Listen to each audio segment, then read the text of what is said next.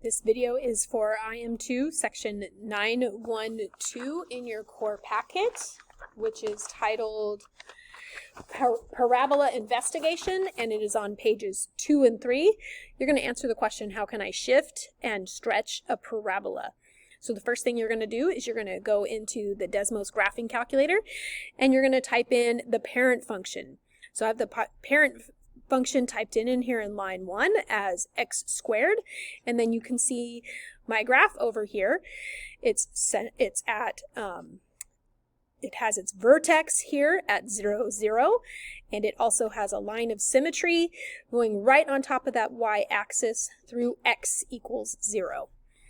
Okay, what we're going to want to do is we're going to want to shift around or transform that parent function so that it'll do several things. Okay, the ones in your packet are slightly different than the ones that I'm going to show you, and so you just have to kind of change some numbers or figure out how it's going to affect each graph. All right, so in line number 4, I'm going to graph the x squared minus 9. The minus 9 is after the x squared, and what it does to your graph is it's going to take that parent function and it's going to move it down 9 units. Okay.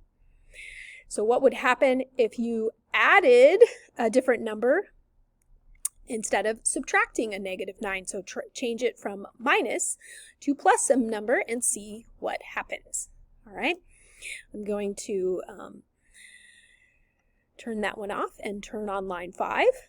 On line 5, instead of adding something after the x squared, I'm going to put the x in parentheses and add 4. Let's see what that does, or how that transforms our graph. Okay, if our parent function is in red, our transformed function is in blue, and adding 4 is going to move that function 4 to the left. Okay, that actually moves our line of symmetry over to the line x equals -4, gives it a new vertex at -4, 0. Okay, so you can see how that is transforming our graph. Right, so let's turn those off, and then look down at line number 8. So for line number 8, I'm going to leave our parent function x squared, and I'm going to multiply it by a 3. What do you think is going to happen when we multiply our parent function by 3?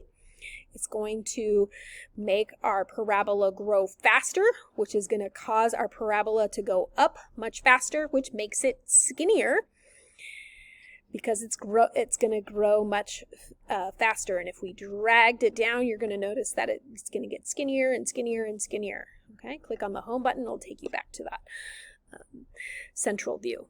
Okay, versus line number 9, where instead of multiplying it by 3, we're going to multiply it by a fraction less than 1. So multiplying it by a fraction of 1/5, you're going to notice our parabola in black widens it because it's still going to grow. It's just going to grow at a slower rate, 1/5 the pace. So it's going to get wider and wider and wider as we drag it down. Okay. All right, let's mute those two and go to the last one, line 10. Line 10, we're multiplying it by 2, but not just 2, but -2. That causes our parent function to reflect. Makes it open down instead of opening up. Okay, so now you're going to go to your packet.